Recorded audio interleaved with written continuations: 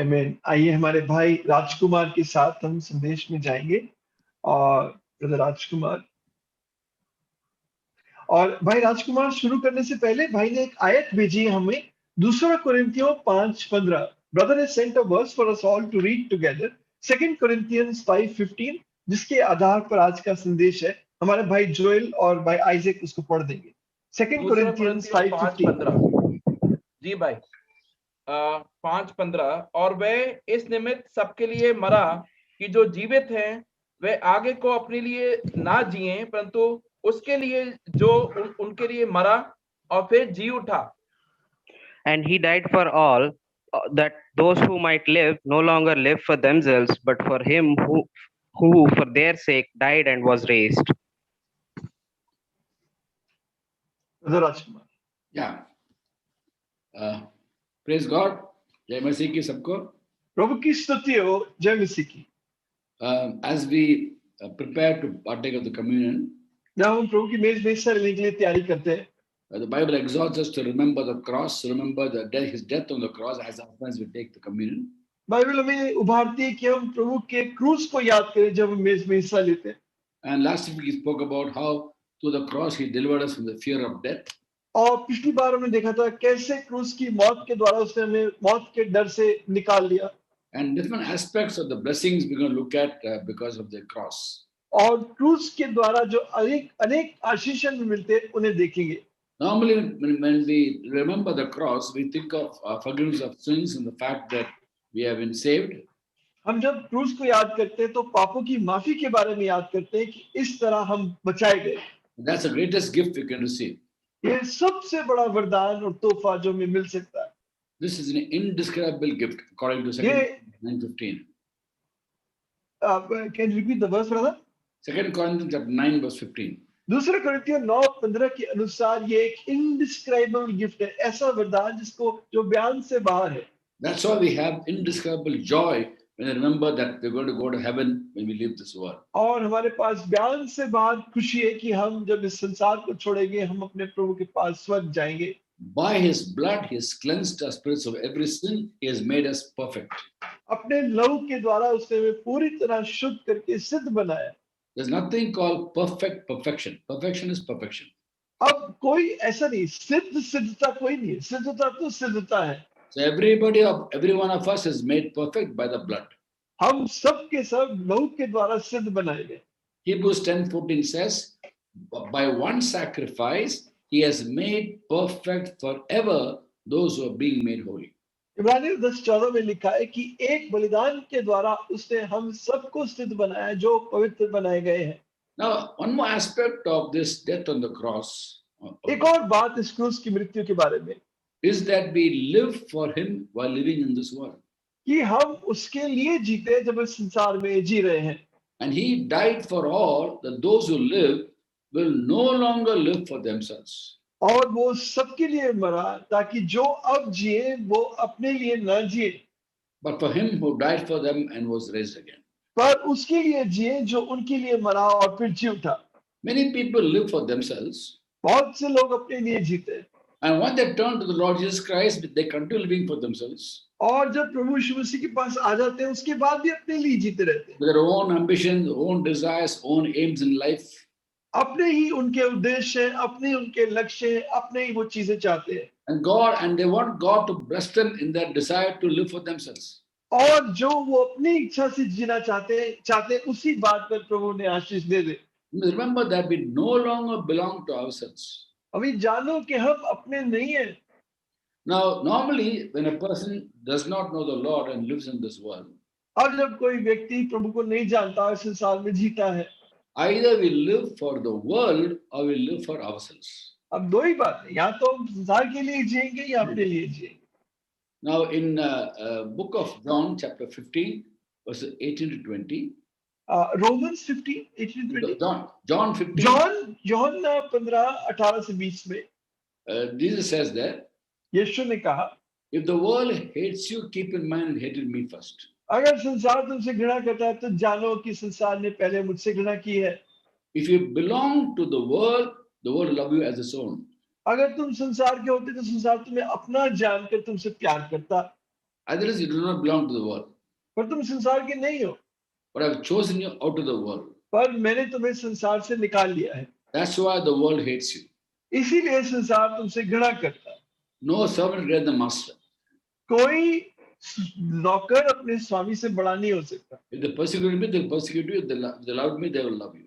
अगर मुझे दुख दिए तुम्हें भी देंगे, अगर मुझसे प्यार करते तुम्हें भी करेंगे। So we do no longer belong to the world, we belong to Jesus. तो हम संसार के नहीं है, मसीह के हैं।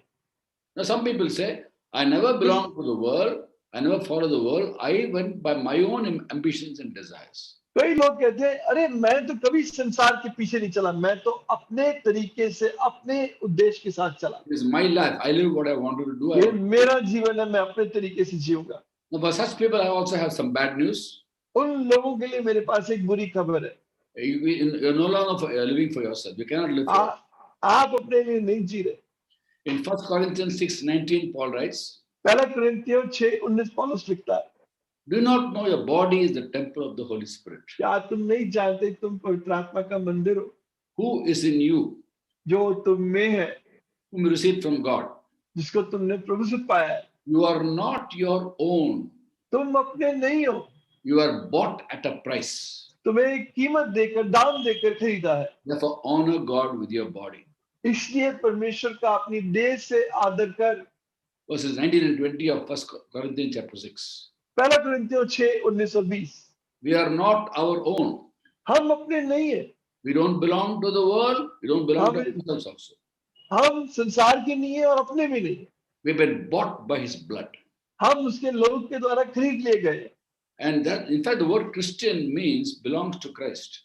अब मसीह शब्द का मतलब है यीशु का, मसीह का होना, वो मसीही होता है। That's the meaning of the word Christian. ये मसीही का अर्थ है, मसीह का। We belong to Him.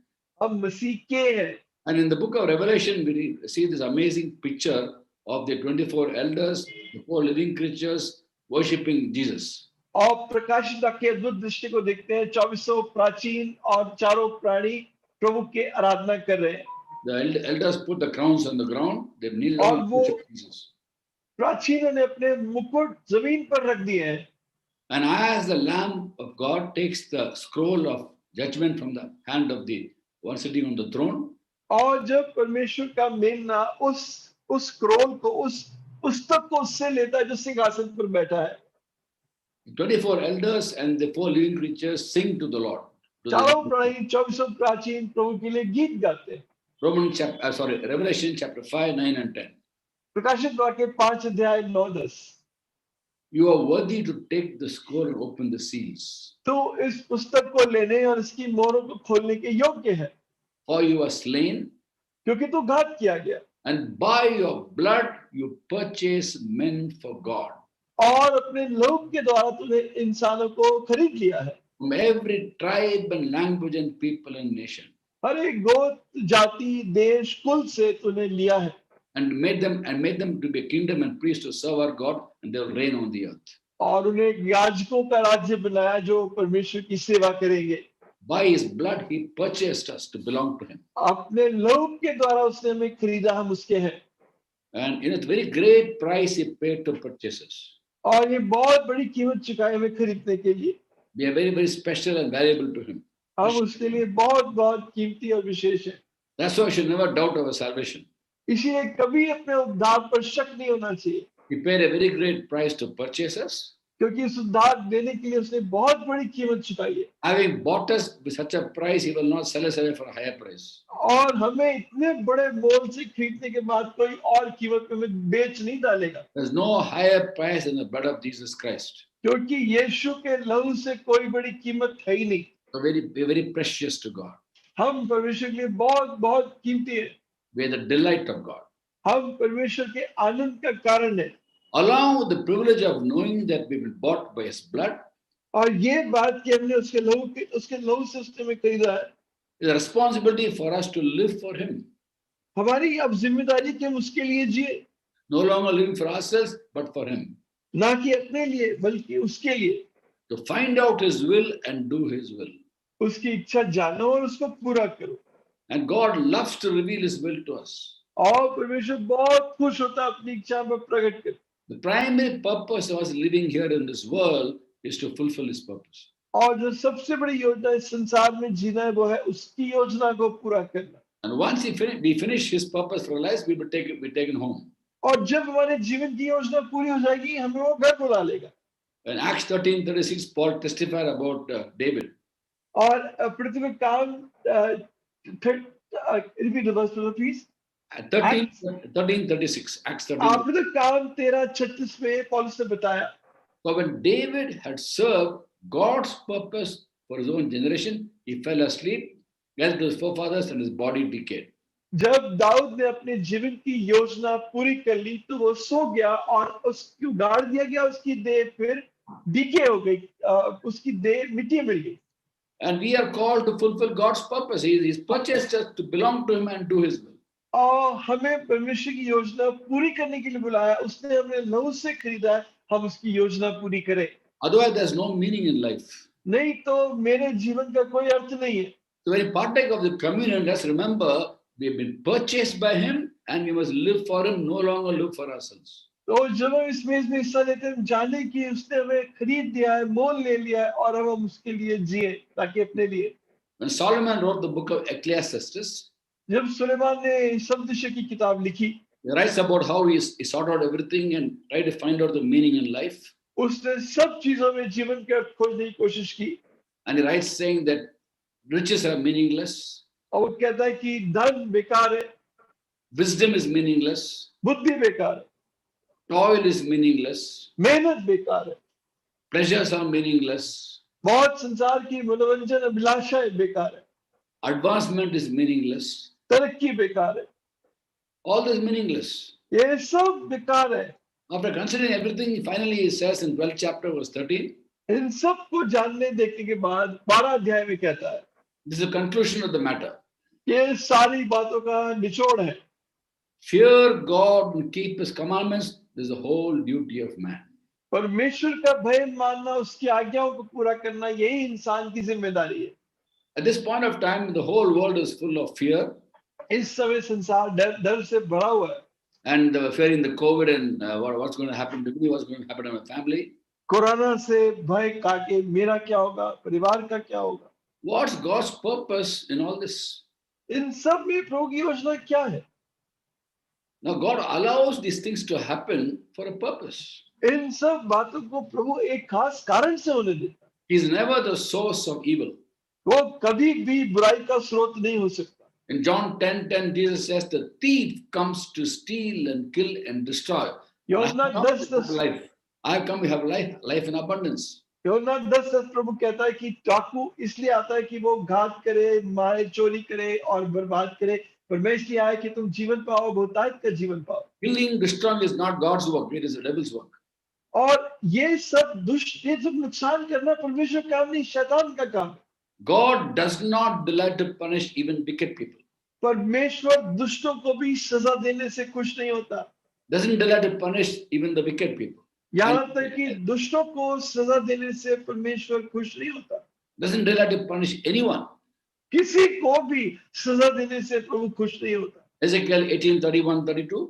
इज़ेकियेल 18:31-32 में, Ezekiel 33rd chapter verse 11. और इज़ेकियेल 35:11 अध्याय में 11 में God doesn't want to punish anyone, doesn't find it delight in punishing anybody. परमेश्वर किसी को भी सजा देने में खुश नहीं होता।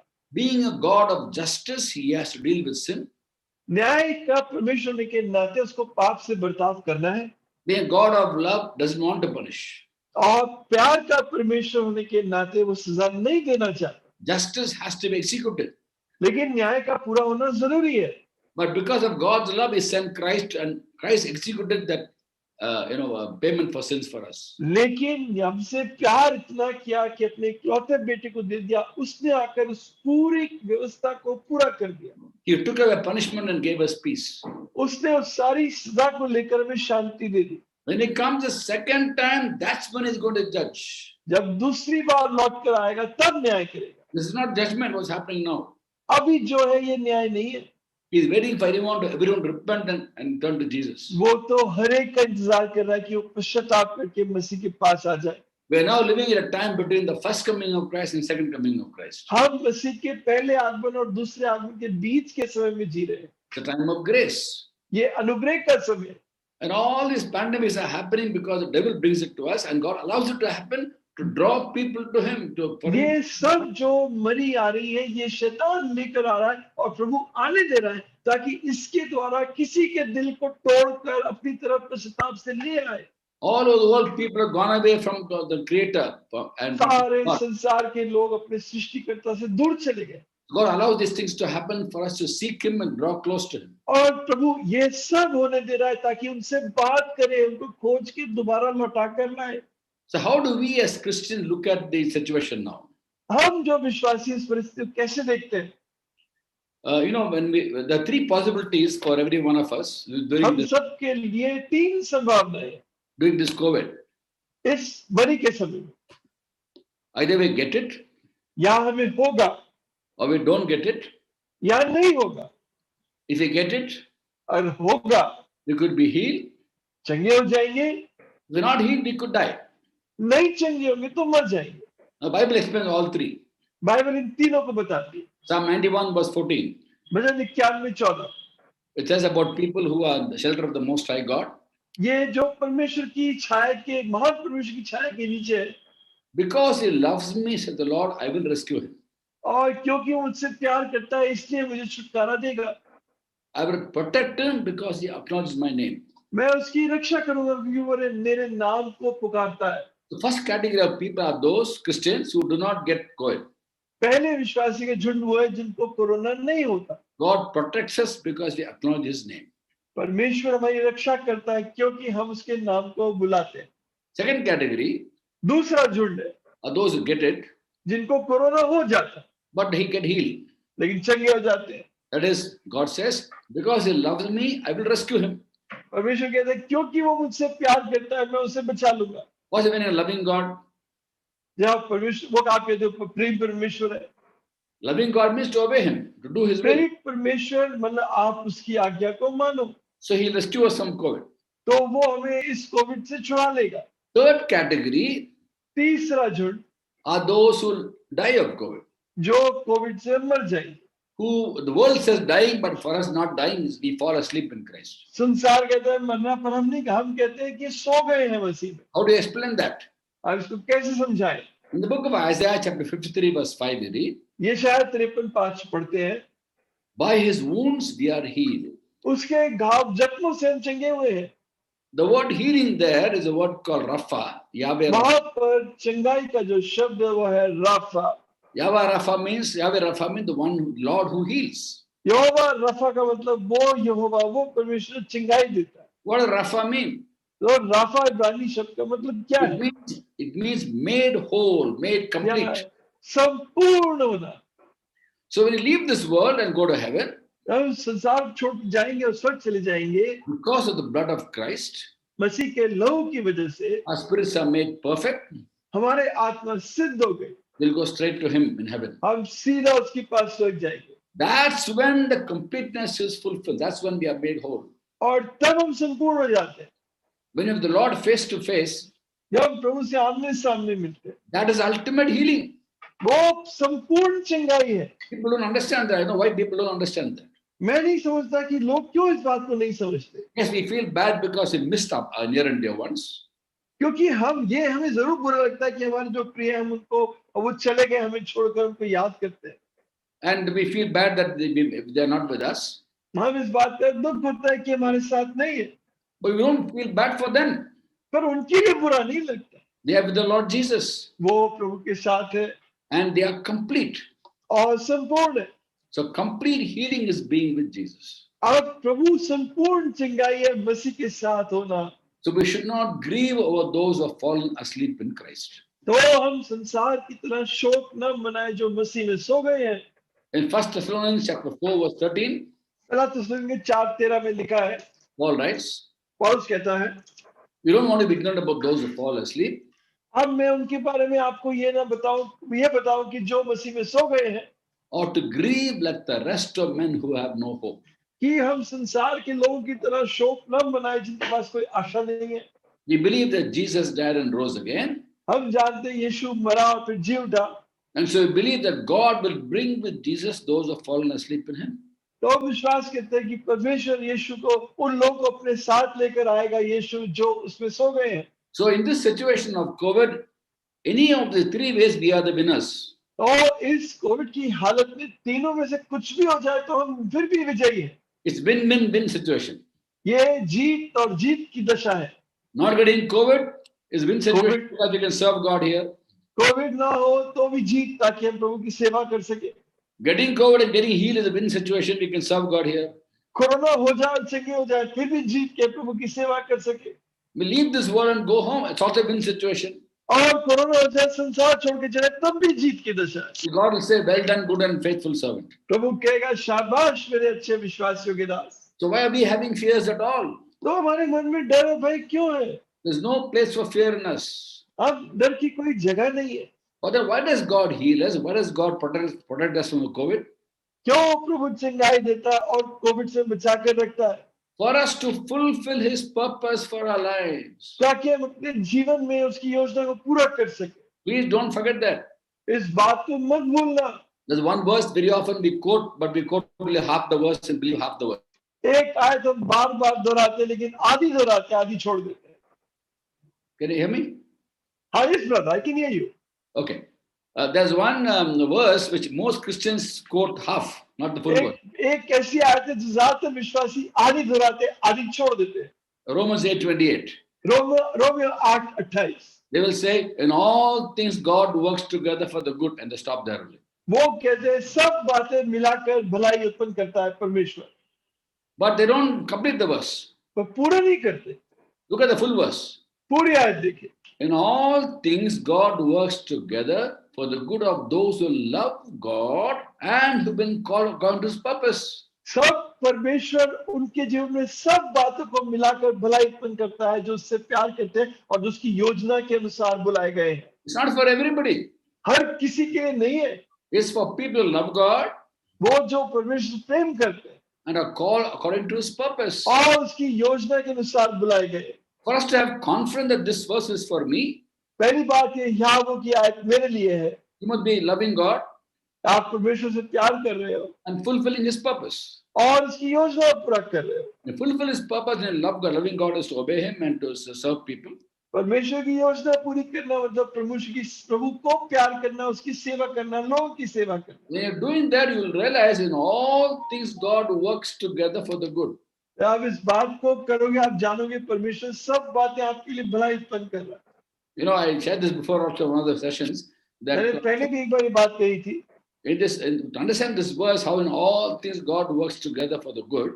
इस बात को समझने की किस तरह प्रभु सब बात भलाई उत्पन्न करता है। I go back to my childhood days. मैं अपने बचपन के दिनों में जाता हूँ। When if I had a fever or a cough, I go to the doctor अब मुझे बुखार आएगा, खांसी आएगी, डॉक्टर के पास जाएंगे। and he'll give a prescription. वो डॉक्टर एक पर्ची में दवाई लिख के देगा। With the prescription, I go to a chemist shop. तो पर्ची लेके मैं केमिस्ट की दुकान पे जाऊंगा। Unlike today, in those days, elderly people in the Zoom will remember this. आज के दिनों में, पहले दिनों में ऐसा ही था, जो उम्र हो चुकी है वो इस बात को जानते हैं। When you go to chemist shop, we never had all those capsules like we have today. Colorful जब capsules. केमिस्ट की दुकान पे जाते थे तो आजकल की गोलियों कैप्सूल नहीं मिलते थे उस दिनों में। We had big glass jars with little powders, all having powder, white powder. उनके पास बड़े बड़े कांच के बर्तन होते थे जिनमें अलग अलग तरह के पाउडर रखे होते, All white powder. White powder कहते थे। Outside in the glass jar, there'll be a chemical name written on it. और बाहर उस बर्तन के, उस कांच के शीशे के बाहर उसका नाम लिखा है कि ये पाउडर कौन सा है। I give my prescription, मैं पीछे पर्ची दूंगा दवाई की, and the chemist shop fellow will say, "Wait, I'll give you my medicine." और केमिस्ट कहता है मैं अभी आपको दवाई देता हूँ। He'll take a piece of paper, put on the table. वो एक कागज के टुकड़े लेके सभी उस पे रखेंगे He'll open one glass jar, और एक कांच के शीशी खोलेंगे, take out white powder and put on the paper. थोड़ा सा सफेद पाउडर निकाल के उस पे डालेंगे। Second glass jar, second paper, second फिर powder. दूसरी शीशी से थोड़ा और अलग एक और पाउडर डालेंगे। Third glass jar, third powder. तीसरी शीशी से थोड़ा और अलग कोई पाउडर डालेंगे। All white powders. सब के सब सफेद पाउडर। 5 jars, 5 white powders. 5 शीशियों से 5 अलग अलग पाउडर निकाल के एक साथ डाल दिए। He'll take a small matchstick, फिर एक छोटी तीली लेंगे, and reverse the matchstick and mix it like that. और तीली को उल्टा करके उस सारे पाउडर को आपस में मिलाएंगे. And that's why it's called compounder. इसीलिए उसको कहा जाता था कंपाउंडर.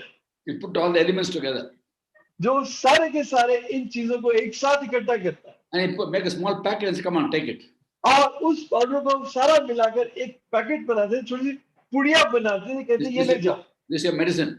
ये तुम्हारी दवाई है. Ask him, what is it? What is the white powder in the first jar? और पूछो उससे कि पहला ये शीशी में सफेद पाउडर क्या है. For me, all look alike. All powders look alike. सारे के सारे कैसे लगते हैं. What's in this jar? और ये इस शीशी में क्या है. Poison. ये वो कहता है ये पॉइजन है, जहर है. Second glass jar? और दूसरे कांच की शीशी में Poison. ये भी जहर है. Third jar, poison. तीसरी शीशी ये भी जहर. Fourth poison, fifth poison. चौथा पांचवा सब जहर. Put them all together, it becomes medicine. उन सबको एक साथ डालो, दवाई बन जाती है. You know, some of you are science students. I might have been science students. आगे में से कुछ लोग विज्ञान के छात्र हैं. You take sodium and swallow sodium, what will happen? और अगर आप सोडियम को अगर आप ऐसे ही पी जाओ तो क्या होगा. Your tongue will burn. आपकी जबान जल जाएगी. You drink chlorine, what happens? लेकिन अगर आप क्लोरीन को पियोगे तो क्या होगा. You destroy your health. आपकी सेहत खत्म हो जाएगी. Put them together, सोडियम और क्लोरीन को साथ मिला दो, sodium chloride. सोडियम क्लोराइड बन जाता है. It has taste to chicken biryani. यानी नमक. सोडियम क्लोराइड यानी नमक जो आपके चिकन बिरयानी में स्वाद लेकर आता है, आपके खाने में स्वाद आता है. Listen for us. In all things, God works together for the good of तो those who love. ये हमारे लिए शिक्षा है कि सब बातों को मिलाकर परमेश्वर हमारे लिए भलाई उत्पन्न करता है. Don't ask God why this happened, why that happened. Don't worry about आप it. ये मत पूछो प्रभु ये सफेद पाउडर क्या है, ये ऐसा क्यों हुआ, वो वैसा क्यों हुआ. Live every day for the Lord. रोज प्रभु के लिए जियो. There's so much of joy in living for Him. प्रभु के लिए जीने में इतनी खुशी है. This is what I've been doing in the weekday meetings. यही तो मैं साप्ताहिक सभाओं में आपसे कह रहा हूँ. The joy of serving God. प्रभु की सेवा करने का आनंद. And that's because of the cross. By the cross, we are called to live for Him, no longer live for ourselves. ये बार बार क्रूस के द्वारा तुझे मसीह के लिए जी, अपने लिए मत जी. Our lives don't belong to us. हमारा जीवन हमारे लिए नहीं है. And we have to fulfill God's purpose, and He has a specific purpose for each one of us. और हम परमेश्वर की इच्छा पूरी करते हैं. उसकी हर एक के जीवन के लिए विशेष योजना है. Now, we might feel that we are not equipped to serve God. अब हमें लगे मैं प्रभु के काम करने के लिए तैयार नहीं हूँ, लायक नहीं हूँ. The good news is God qualifies us. आप सबसे अच्छी खबर यह है कि प्रभु खुद आपको तैयार करता है, आपको When खड़ा करता है. I say serving God, I'm not talking about a full-time ministry. जब मैं प्रभु की सेवा करने की बात कर रहा हूँ तो मैं फुल टाइम सेवा की बात नहीं कर रहा हूँ. I'm talking about simply doing His will. मैं तो सीधी बात कर रहा हूँ, बस उसकी इच्छा पूरी करना अपने जीवन में. Who is a servant? सेवक कौन है. A servant does the will of his master. सेवक वो है जो अपने स्वामी की इच्छा पूरी करता है. Every one of us who is bought by the blood of Jesus हम में से हर एक जो मसीह लोग के द्वारा खरीदा गया है, is called to do His will. उसको उसकी इच्छा पूरी करने बुलाया गया है. His will could be that you are serving God full time. उसकी इच्छा ये हो सकती है कि आप पूरे समय उसकी सेवा कर रहे हो. It could be anything. कुछ भी हो सकता है. But you must find out His will and do it. आप उसकी इच्छा जान उसे पूरा कर. You know, when I was working in my company as an engineer for so many years, 19 years जब I मैं was working for Siemens, 19 20 years. साल में सीमेंस कंपनी में इंजीनियर की तरह नौकरी की. I traveled all over the world. सारे संसार में घूमा. And as a professional, और प्रोफेशनल नौकरी पेशा होने के नाते. and people who heard me speak on Sundays, other days, who did not know about my daily routine, जो लोग मुझे संडे को सुनते, किसी और दिन सुनते, मैं रोज की दिनचर्या को नहीं जानते, they would ask me, मुझसे पूछते are you full time? क्या आप फुल टाइम सेवक हो. Are you full time? They won't say full time what? वो ये नहीं कहेंगे फुल टाइम सेवक, कहेंगे क्या आप फुल टाइम हो. I would say no and yes. मैंने कहा हाँ नहीं और हाँ. They get confused. वो उलझा जाते. I'll say, no, I'm not a full time worker for Christ. That's not the only work I do. नहीं, मैं प्रभु का पूरे समय का सेवक नहीं. वो अकेला एक ही काम मैं नहीं करता. I'm not a pastor or a teacher or a full time worker. मैं कोई पास्टर या टीचर या फुल टाइम सेवक नहीं हूँ. In that sense, I'm not full time. तो उस तरीके से फुल टाइम नहीं हूँ. But yes, I am a full-time Christian. लेकिन मैं फुल टाइम विश्वासी हूँ, I'm not a part-time Christian. मैं थोड़े समय का आधे समय का विश्वासी नहीं हूँ, I'm not a Sunday Christian. मैं सिर्फ संडे का विश्वासी नहीं हूँ, Sunday praising God, Monday to Friday cursing people. No, not Sunday को प्रभु की आराधना करना और सोमवार से शनिवार तक दूसरे लोगों को कुड़कुड़ा कर उन पर लांछन डालना। 24 hours we are Christians. हम 24 घंटे विश्वासी है, 24 hours we belong to Him, 24 hours we serve Him. 24 घंटे उसके हैं और उसकी सेवा करते हैं। So all of us are called to serve Him, fulfill His हम call. सबको सेवक होने के लिए बुलाया गया And to do that, God gives us all the resources we need. और ये करने के लिए प्रभु हमें सारी चीजों का प्रयोजन करता है जिसकी हमें जरूरत है। He gives us His wisdom, अपनी बुद्धि देता है He gives us strength. और अपनी ताकत देता है। Now, in the book of James, chapter 1, verse 5, याकूब 1:5 में James writes, वो याकूब लिखता है, if anyone lacks wisdom, let him ask God, who gives generously to all without finding fault, it will be given. अगर कोई किसी को बुद्धि घटी हो परमेश्वर से मांगे और वो उसको बिना अलाना दिए देगा। So there, God's word very clearly says, if you lack wisdom, ask God. तो यहाँ प्रभु कहता है अगर बुद्धि घटी हो तो परमेश्वर से मांग। God's word does not say if you want wisdom, ask God. परमेश्वर का वचन ये नहीं कहता अगर तू I can repeat that, brother. Yeah, God's word does not say if you want wisdom, ask God. Doesn't Prabhu say का वचन ये नहीं कहता अगर तू बुद्धि चाहता है तो प्रभु से मांग। it's not a choice. ये चुनाव नहीं है। If you lack wisdom, ask God. अगर घटी है तो प्रभु से मांग, अगर बुद्धि की कमी है, if you अगर बुद्धि की कमी है तो प्रभु से मांग। so everybody who lacks wisdom should ask God. हर एक को बुद्धि जिसको कमी है प्रभु से मांगे। We stop asking God for wisdom only if we feel we are full of God's wisdom. हम प्रभु की बुद्धि मांगना तब छोड़े जब हमें पता लगे कि हमें तो बुद्धि है हमारे पास परमेश्वर की। Anybody in this group is full of God's wisdom? क्या इस झुंड में कोई ऐसा है जिसके पास प्रभु की संपूर्ण बुद्धि है? Please let me know. I want to meet you after that. आप मुझे बताओ अगर कोई है तो मैं उससे मिलना चाहूंगा। All of us lack wisdom. Let's face हम it. सबको बुद्धि की कमी है। So all of us have to ask God for wisdom. हम सबको प्रभु से बुद्धि मांगनी है And wisdom will teach us how to know the will of God, और वो सिखाएगा किस तरह तू प्रभु की इच्छा जान, how to find out His purpose for our lives. कैसे अपने जीवन की उसकी योजना को जान, The wisdom will teach us. और वो भी सिखाएगा। Other day, someone I was doing a Zoom session, I think on Sunday night, and someone asked during question answer time. One person told me, पिछले दिनों एक जूम मीटिंग में Sunday की रात को किसी ने सवाल पूछते हुए एक सवाल पूछा, "Brother, I don't want to ask God for wisdom." पर भाई मैं प्रभु से बुद्धि नहीं मांगना चाहता। I said, "Why?" मैंने कहा क्यों? Take Solomon for example. अब सुलेमान को ही लो। Solomon had wisdom, सुलेमान के पास बुद्धि थी, but he had so many women, so many wives he married. उसके बावजूद इतनी स्त्रियों से उसने शादी कर ली। So I don't want wisdom.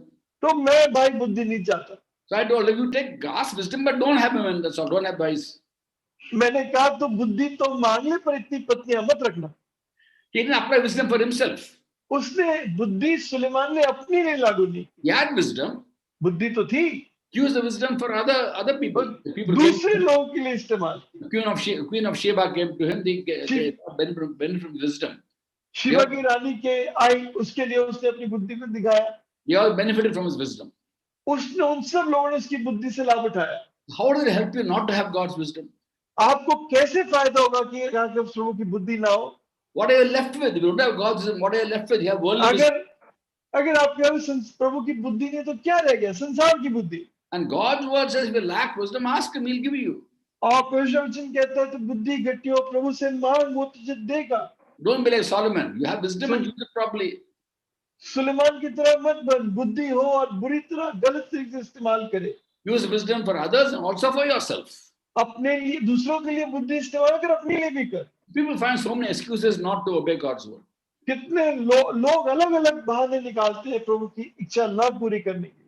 But the anointing of the Holy Spirit and पवित्र आत्मा by की living by the word, we manifest the wisdom of God. पवित्र आत्मा के अभिषेक से और वचन के अनुसार चलते हुए हम प्रभु की बुद्धि को प्रकट करते हैं। Now, wisdom will teach us to bear fruit in our lives. बुद्धि हमें सिखाएगी कि हम जीवन में फल लाएं। In Colossians chapter 1, कुछ से पहला अध्याय from verse 9, we read, 9 आयत पढ़ते हैं। the Apostle Paul is commending the church in Colossae for their faith in Christ and love for each other. पौलुस प्रेरित कुलसी की मंडली को हिम्मत दे रहा है उनके प्रेम और मसीह में विश्वास के लिए, A love in the spirit. पवित्र आत्मा में प्रेम के लिए। And from verse 9 he writes, 9 आयत से लिखता है, therefore for this reason, इस कारण से since we heard about you, जब से तुम्हारे बारे में सुना, we not stop praying for you, हमने तुम्हारे लिए प्रार्थना करना नहीं छोड़ा, asking God to fill you with the knowledge of his will through spiritual wisdom and understanding. प्रभु से प्रार्थना की तुम उसकी इच्छा के ज्ञान से भर जाओ और बुद्धि और समझ से भर जाओ। Through spiritual wisdom and understanding, we fill knowledge of his will. आत्मिक बुद्धि से भरने के बाद प्रभु की ज्ञान के तुम्हारे अंदर, प्रभु की इच्छा का तुम्हारे अंदर ज्ञान आ जाए। And he goes on to write, और फिर लिखता है, we pray this, that we may live lives worthy of God, और हम प्रार्थना करते हैं कि तुम प्रभु की योग्य जीवन जियो pleasing him in every way, और हर बात में उसे खुश करो bearing fruit in every good work, और हर एक भले काम में फल लाओ, growing in his knowledge, उसके ज्ञान में बढ़ो and being strengthened with all power according to his glorious might. और उसकी सामर्थ्य के अनुसार हर चीज में सामर्थ्य होती चली जाओ। When you have God's wisdom given to us by the Holy Spirit, जब पवित्र आत्मा द्वारा प्रभु की बुद्धि मिलती है, we'll be able to manifest all these amazing qualities. हम इन सब अद्भुत गुणों को अपने जीवन से प्रकट करते हैं। So wisdom will teach us God's will for us. ये बुद्धि है प्रभु की इच्छा को हमें समझाती है, To be able to do his will, उसकी इच्छा को पूरी करना to fulfill his purpose for our lives, और उसकी योजना अपने जीवन में पूरी करना, he empowers us, he gives us his वो strength. हमें उसके लिए बड़ी सामर्थ्य देता है। Again, the Apostle Paul wrote to the church in Colossae. और In Ephesus. पौलुस प्रेरित ने इफिसियों की मंडली को लिखा, In Ephesians chapter 6 verse 10. इफिसियों 6:10 में, Finally be strong in the Lord and in his mighty power. और फिर प्रभु में मजबूत बनो और उसकी सामर्थ्य में मजबूत बनो। His mighty power, not your power, not your strength, his strength. उसकी बड़ी सामर्थ्य, ना कि तुम्हारी सामर्थ्य। So God gives us strength also. प्रभु हमें सामर्थ्य भी देता है। To all he gives strength. All who seek him, he'll give strength. सबको सामर्थ्य देता है जो उसके पास आते हैं। Old Testament time also it says in Psalm 84 verse 5. पुराने नियम में भी भजन 84:5 में कहता है, Blessed are those whose strength is in you. धन्य है वो जिनकी सामर्थ्य तुझ में है। And verse 7 says they go from strength to strength. और 7 की आयत में वो बल पे बल पाते जाएंगे। With wisdom and strength, all of us can know the will of God and do the will of God. बुद्धि और सामर्थ्य से हम सब प्रभु की इच्छा को जान सकते हैं और उसको पूरा कर सकते हैं। Very, very important for us to surrender our own will, our own desires, and replace with God's will. And will. ये मेरे लिए बहुत जरूरी कि मैं अपनी अभिलाषाओं और इच्छाओं को छोड़कर प्रभु की अभिलाषाओं और इच्छाओं के साथ जुड़ जाऊं। Each day as we seek His will for our lives, और जब रोज प्रभु की इच्छा अपने जीवन में खोजे, we will not worry about the future, we will not worry about life or death. We enjoy every day for the Lord. ना तो चिंता कर अपने भविष्य की, ना चिंता कर मौत की बात की, रोज के दिन का आनंद ले। And COVID or no COVID, in all things God works together for us. Corona या ना कोरोना, प्रभु हर बात तेरे लिए भलाई उत्पन्न कर रहा है। It's exciting to live for Jesus. बहुत मसीह के लिए जीना में बहुत रोमांच है। If you're spared through this pandemic, it's only because God has a purpose for our lives. Not yet finished. Once it's finished, He'll take us home. और जिस प्रभु ने अगर कोरोना से बचाया तो इसलिए कि उसकी आपके जीवन के लिए एक योजना और बची है। योजना जब पूरी हो जाएगी वो आपको अपने पास घर बुला लेगा। Philippians 1:21 says, "For me to live is Christ, to die is gain." और फिलिपियों 1:21 में लिखा है, मेरे लिए जीवित रहना मसीह, मरना लाभ है। Romans 14:8 Paul writes, रोमियो 14:8 पौलुस कहता है, "If we live, we live to the Lord. अगर हम जीते मसीह के लिए जीते, If we die to the Lord. और मरेंगे तो मसीह के लिए मरेंगे। Whether we live or die, we belong to the Lord." तो चाहे जीवित हो चाहे मरे, हम मसीह के हैं। Praise God for the amazing privilege that we have. प्रभु की बड़ी स्तुतियों, इस अद्भुत आदर के लिए जो हमारे पास है। As we partake of the communion, remember that blood has purchased you to belong to the Lord. मेज में हिस्सा ले तो याद रखिए उस लहू के द्वारा प्रभु ने आपको अपने लिए खरीद लिया है। He is your life. वो आपका जीवन है। He purchased you and me, आपको खरीदा, मुझे खरीदा, that we no longer live for ourselves, ताकि ना कि हम केवल अपने लिए जिए, but for him who died for us and was raised again. वह उसके लिए जिए जो हमारे लिए मर गया, मर के जी उठा। God bless you. तो आपको बड़ी आशीष दे। Amen. आइए हम प्रभु की मेज में जाएंगे और प्रभु का धन्यवाद देते हैं। आज सुबह से प्रभु ने हमसे बात की है और एक बात मैं भाई राजकुमार के बारे में ये देखता हूँ कि भाई लगातार एक बात बताता है हर संदेश में, लिव फॉर क्राइस्ट, मसीह के लिए जियो। और इस बात को फिर से आज हमारे सामने प्रभु का वचन लेकर आया। तो आइए जब मैं और आप प्रभु की मेज में जाते हैं, आइए